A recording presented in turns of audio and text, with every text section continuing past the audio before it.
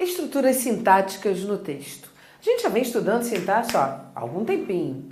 E você já conheceu, aprendeu a reconhecer algumas estruturas. Mas quando a gente vai para o texto, é preciso colocar exatamente esse conhecimento todo a serviço daquilo que a gente vai fazer, para atingir os objetivos que a questão impõe, né? E é assim que a gente é cobrado no Enem e em alguns outros vestibulares.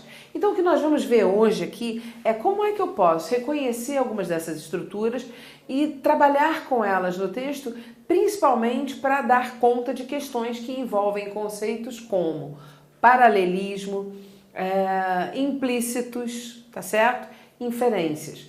Então a gente vai procurar mostrar isso para você. Como é que começa essa nossa conversa?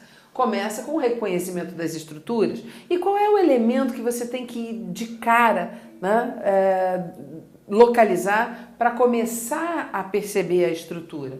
É o verbo. Lembrando que quando a gente fala de estrutura sintática, a gente está pensando no esqueleto.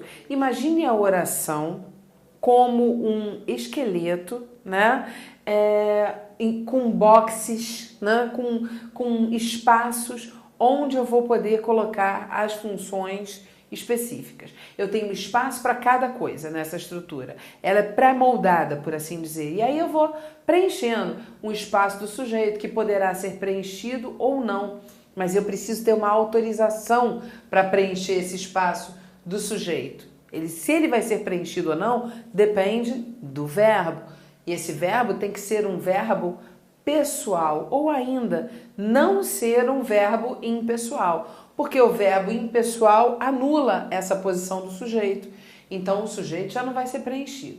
Mas se ele não for impessoal, que são aqueles verbos, um exemplinho só para você ir rememorando, né? Verbo haver no sentido de existir, verbo ter no sentido de existir, ou no sentido do tempo decorrido, verbos que indicam fenômenos atmosféricos, são verbos impessoais. Se ele não for um verbo impessoal, ele vai ativar a posição do sujeito, então tem que ter um elemento lá preenchendo o sujeito, um elemento ou mais elementos. Então poderia ter um sujeito simples, um sujeito composto. O que mais o verbo me conta? Me diz os outros elementos que aparecerão na estrutura. Então eu vou ver se o verbo é intransitivo, transitivo ou mesmo um verbo de ligação. Por quê? Porque se eu tenho um verbo intransitivo, ele não terá qualquer complemento. Então eu já sei que naquela estrutura a posição de objeto vai estar inativa. Se eu tenho um verbo transitivo, eu já sei que a posição de complemento está ativa. E aí eu posso ter um objeto direto ou um objeto indireto, que são complementos verbais e que se relacionam ao verbo de maneiras diferentes. Porque o objeto direto tem uma relação que não é mediada por preposição obrigatória, já que no objeto indireto eu tenho uma preposição obrigatoriamente presente. O que mais eu posso ter? Um verbo de ligação. Esse verbo de ligação, ele não determina um complemento como os outros. A gente até representou de uma maneira distinta. Por quê? Porque o verbo de ligação, o predicativo que aparece não é complemento do verbo de ligação, e sim um elemento que se liga ao sujeito. Então a gente usou aqui um sinal de implicar, porque a existência do verbo de ligação vai implicar a existência do predicativo.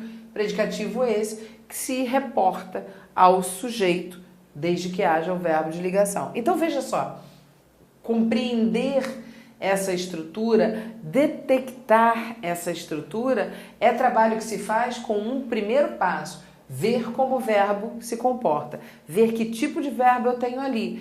E aí ele já me conta uma série de coisas sobre como esses esqueletinhos, né, como esses espaços poderão ser ou não preenchidos. E aí eu já tenho uma expectativa em relação à estrutura que eu vou encontrar no texto. Com o tempo, o olhar da gente vai se treinando. Você bate o olho no verbo, você já, esse aqui é impessoal, então não tem sujeito. Esse aqui tem complemento, já sei que tem. Esse aqui é verbo de ligação. Aí você fica ligado. O que mais a gente pode fazer? Tem mais duas coisas que a gente pode fazer para identificar a estrutura. Vou explicar para você.